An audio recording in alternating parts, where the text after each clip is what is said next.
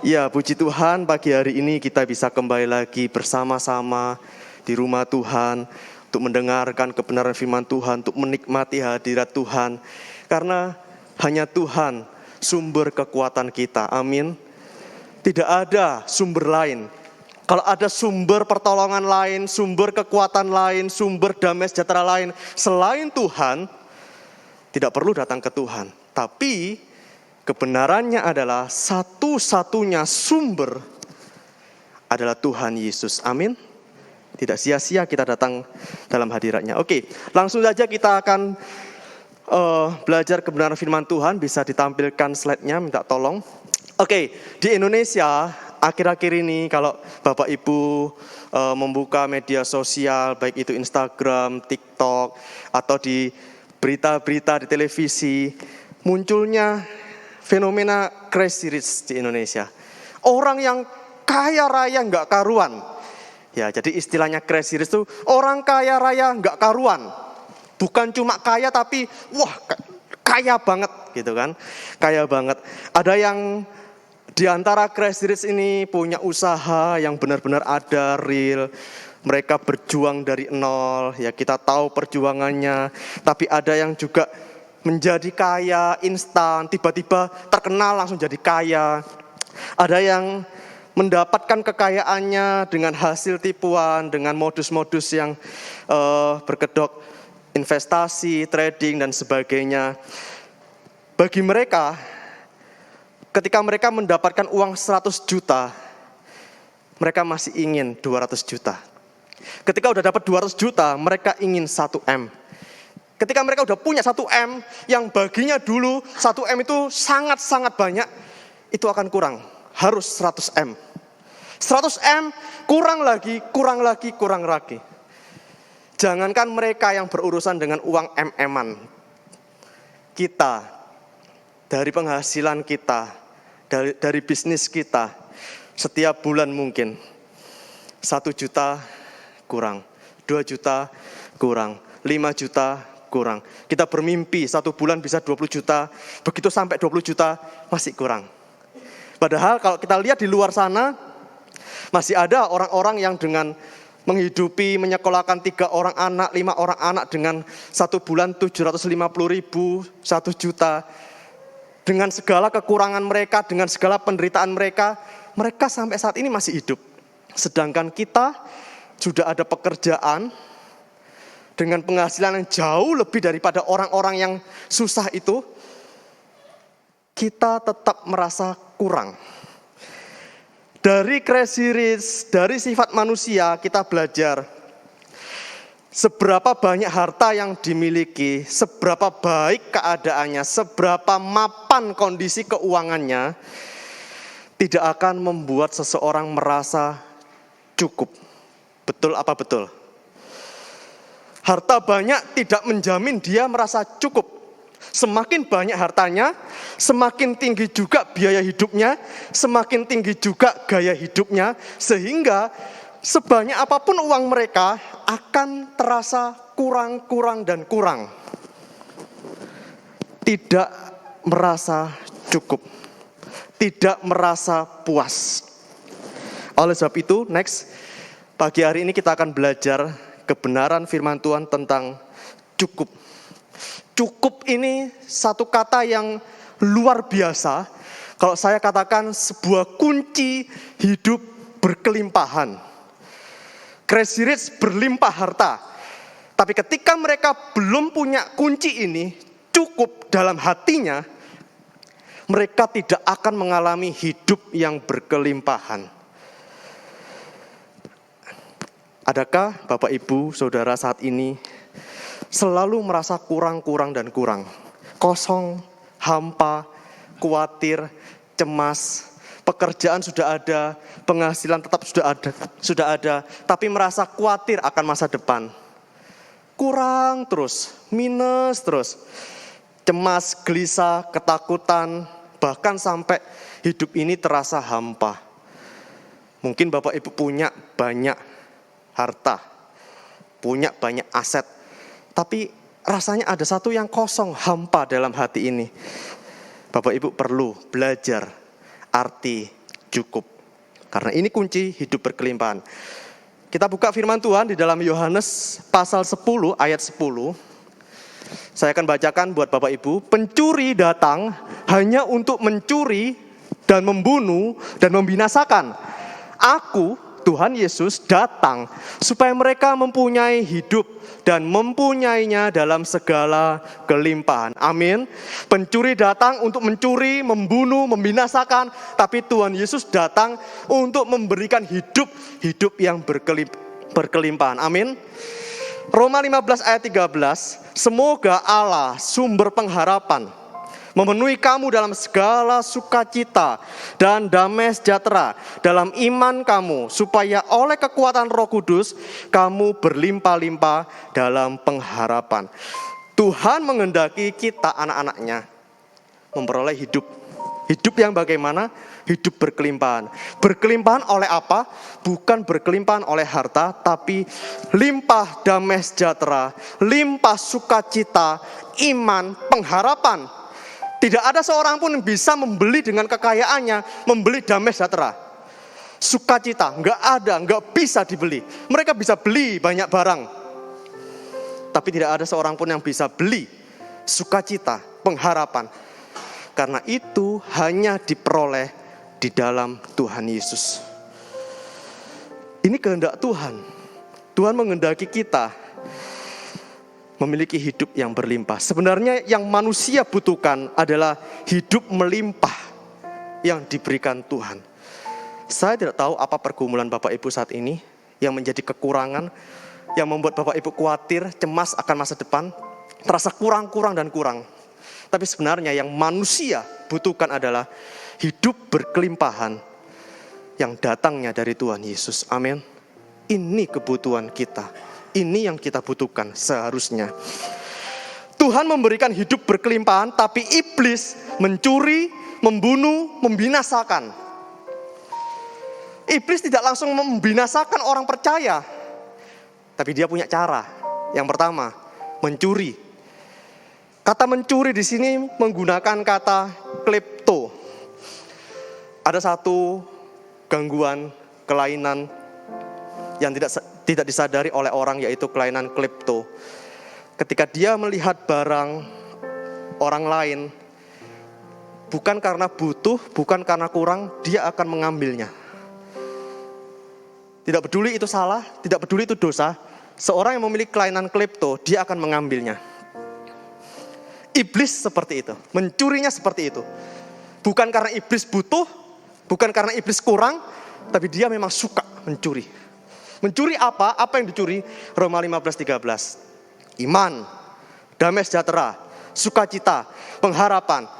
Oleh sebab itu, iblis enggak mungkin membinasakan kehidupan orang percaya langsung. Dia mau mencuri sedikit demi sedikit. Ketika Bapak Ibu kehilangan sukacita, enggak ada damai. Rumah sudah ada, mobil sudah ada, semuanya udah ada, enggak damai. Itu artinya tanpa disadari. Dan memang ketika iblis mencuri tanpa disadari, iblis sudah mengambil sukacita. Ketika ada masalah berat, kok nggak bisa doa? Udah diajari bahwa Tuhan Yesus nyata, tapi rasanya Tuhan nggak nyata. Ada bagian dalam hidupmu yang dicuri oleh iblis, iman. Ketika Bapak Ibu udah mulai putus asa, jalan buntu, pengharapan itu pun juga sudah dicuri. Sehingga kehidupan orang percaya menjadi kacau. Udah gak damai, gak sukacita, gak bisa berdoa, gampang menyerah, putus asa. Lalu tahap kedua, iblis membunuh. Bukan langsung membunuh pakai pisau gitu, enggak. Kata membunuh di sini itu seperti seseorang yang mau mempersembahkan domba. Diikat dulu sampai domba itu nggak bisa lari, digiring. Kalau nurut, puji Tuhan. Kalau nggak nurut, akan dipaksa, dibawa di tempat penyembelihan. Mungkin perlu dipancing makanan sampai dibawa ke tempat penyembelihan, lalu dibunuh. Ketika orang percaya sudah kehilangan sukacita, nggak punya pengharapan, kacau balau kehidupannya, mulai digiring sama iblis. Mulai dipaksa iblis, serahkan apa yang berharga dalam hidupmu. Sehingga orang itu mulai perlahan-lahan meninggalkan Tuhan. Malas ibadah, malas pelayanan, sampai pada akhirnya yang berharga, percaya pada Tuhan Yesus, itu pun juga dikorbankan, membunuh, sampai pada akhirnya membinasakan. Tapi ingat, awalnya adalah sukacita hilang, damai sejahtera hilang, iman pengharapan gak ada. Cek hati kita saat ini, lebih banyak gelisahnya, cemasnya, khawatirnya, atau Bapak Ibu, yes aku damai, gak punya apa-apa, damai. Kurang, tetap sukacita. Masalah banyak, masih bisa berdoa. Atau sebaliknya. Selidiki hati kita masing-masing. Jangan sampai iblis mencuri apa yang ada dalam diri kita. Tapi ingat, Tuhan menghendaki kita memiliki hidup berkelimpahan. Next, bagaimana kita memiliki kehidupan yang berkelimpahan? Filipi 4 ayat 11 sampai 13. Saya rangkum. Ayat yang panjang, ayat yang sangat bagus. Saya rangkum menjadi satu kalimat pendek. Sebab aku telah belajar mencukupkan diri dalam segala keadaan. Segala perkara dapat kutanggung di dalam Dia yang memberi kekuatan kepadaku. Kunci hidup berkelimpahan adalah belajar mencukupkan diri. Bukan dengan memiliki banyak harta, bukan karena kebutuhan tercukupi, bukan masalah terselesaikan, bukan tanggungan-tanggungan atau hutang lunas, tapi kunci hidup berkelimpahan adalah belajar mencukupkan diri. Hidup cukup bukan tentang hemat, sederhana, gak usah punya target besar, gak usah punya mimpi yang tinggi. Oh bukan, Tuhan menghendaki kita punya mimpi yang besar. Tuhan menghendaki kita produktif. Tapi bukan itu hidup cukup. Apa yang dimaksud dengan hidup cukup? Next. Dari ayat ini, Paulus mengatakan, aku belajar mencukupkan diri. Ini bukan satu yang mudah, bukan satu yang instan. Perlu belajar mencukupkan diri. Sehingga ketika Paulus belajar mencukupkan diri, dia memiliki hidup berkelimpahan. Hidup berkelimpahan artinya dapat menanggung segala sesuatu karena Yesus cukup bagiku. Bukan karena berlimpah harta, tapi yang penting dalam hidup ini, aku punya Yesus. Bukan seberapa kuat ekonomiku, bukan seberapa banyak yang mendukung aku. Yang penting aku punya Yesus. Itu lebih cukup. Karena kalau punya Yesus, segala sesuatu dapat kutanggung. Ini berlimpah. Kehidupan yang berlimpah ada di dalam orang yang belajar mencukupkan diri. Yesus cukup. Punya uang, gak punya uang, ada Yesus. Semua dapat kutanggung di dalam Dia yang memberi kekuatan kepadaku. Kita ingat ketika Yesus berkata, akulah jalan, kebenaran, dan hidup. Aku memberi hidup yang berkelimpahan. Itu artinya, akulah hidup itu. Akulah yang kuberikan. Milikilah Yesus dalam hidupmu. Christ is enough. Tuhan Yesus cukup bagiku. Sudah punya Yesus, punya segalanya. Di tengah kekurangan, pergumulan, krisis, apapun. Yang penting punya Yesus. Segala sesuatu dapat kutanggung. Amin. Butuh belajar. Selama ini mungkin kita bergantung pada penghasilan kita, pada orang-orang yang mendukung kita. Yuk, mulai belajar mencukupkan diri. Artinya apa? Mulai belajar berkata, yang penting punya Yesus, aku bisa lewati semuanya. Amin. Next. Yang kedua, apa itu hidup berkelimpahan? Hidup berkelimpahan, hidup yang memberkati orang lain. Bapak Ibu, kalau kita punya gelas, orang yang belum mengambil keputusan Yesus cukup bagiku, dia seperti gelas bocor. Diisi berapapun selalu kurang, selalu kurang. sebanyak apapun, segalon, sejerigen, tong besar diisi dalam gelas yang bocor, tidak akan pernah merasa cukup. Dan pasti tidak akan pernah mengalami kelimpahan. Karena apa? Jangankan cukup, sampai cukup aja sudah bocor. Berlimpah itu artinya tumpah-tumpah, lebih-lebih. Kunci hidup berkelimpahan, kita belajar mencukupkan diri. Ketika gelas itu sudah terisi penuh, udah full, itu artinya cukup. Bapak Ibu tidak kekurangan, cukup.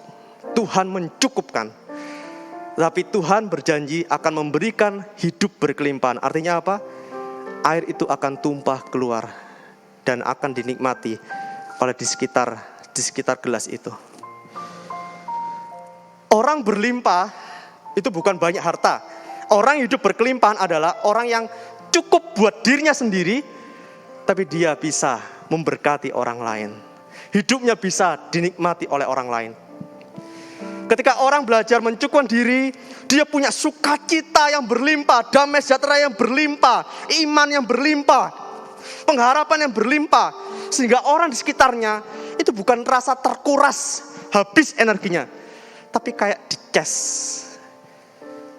Iya ya, deket orang ini kok rasanya kuat lagi ya. Dari omongannya, dari suasananya, dari dia ngomong, menyegarkan. Orang yang berlimpah, dia meluber, melimpah keluar, sampai bisa dinikmati oleh orang lain. Terakhir, hidup berkelimpahan, belajar mencukupkan diri dan menjadikan Yesus segalanya. Cukup itu bukan keadaan, cukup itu keputusan. Kenapa? Keadaan yang mapan, keadaan yang lebih, harta yang berlimpah, tidak menjamin orang itu cukup. Kurang, dan kurang. Cukup itu keputusan. Bisakah Bapak Ibu berkata, yes, aku cukup dengan diriku? Karena iblis akan menggiring kita fokus pada diri kita sendiri. Masalahku berat, tanggunganku besar, masalahku banyak, mana mungkin aku perhatikan orang lain. Fokus pada diri sendiri. Tapi orang yang belajar mencukupkan diri akan menerima hidup berkelimpahan. Dia gak fokus sama dirinya sendiri, tapi dia fokus pada Tuhan Yesus. Segalanya, baik kurang maupun lebih, Yesus fokus hidupku. Sehingga dalam hidup ini bukan hanya tentang bagaimana menyelesaikan masalah, bukan hanya tentang menangisi pergumulan kita, bukan hanya menangisi masa lalu kita, bukan hanya kecewa dari orang yang kita kasihi. No, Bapak Ibu boleh gagal dalam ekonomi, mungkin Bapak Ibu mengalami kegagalan dalam rumah tangga, dalam studi, mengalami kekecewaan, kepahitan.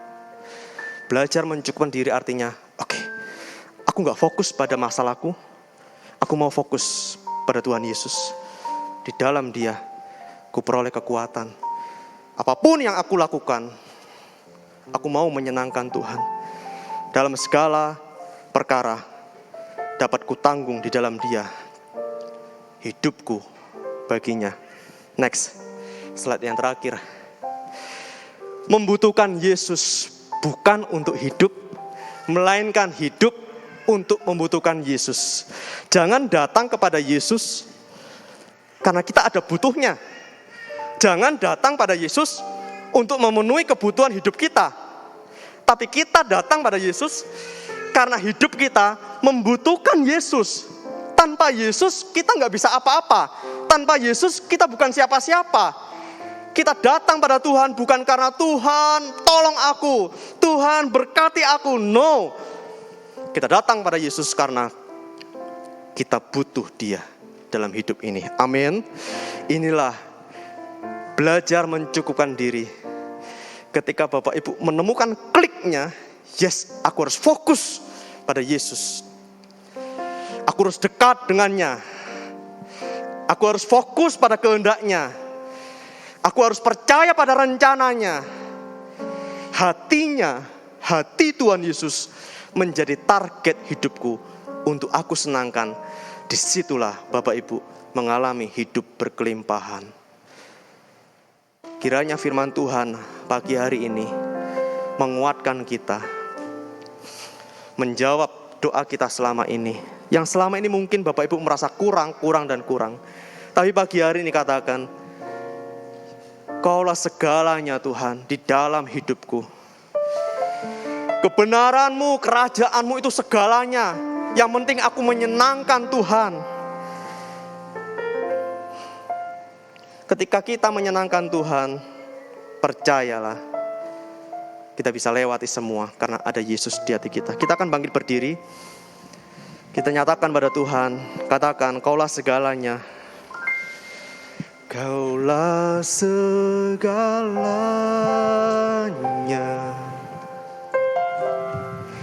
di dalam hidupku.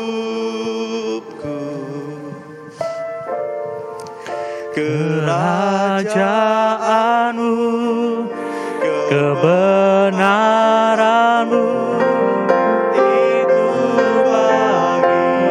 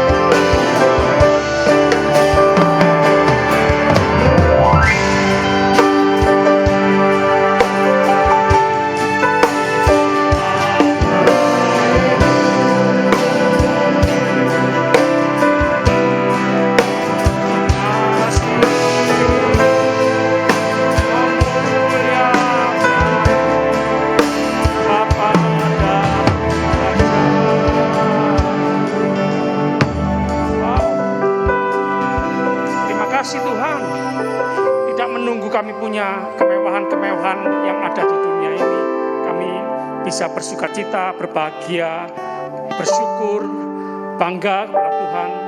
Tidak, tapi kami punya Tuhan itu cukup bagi kami.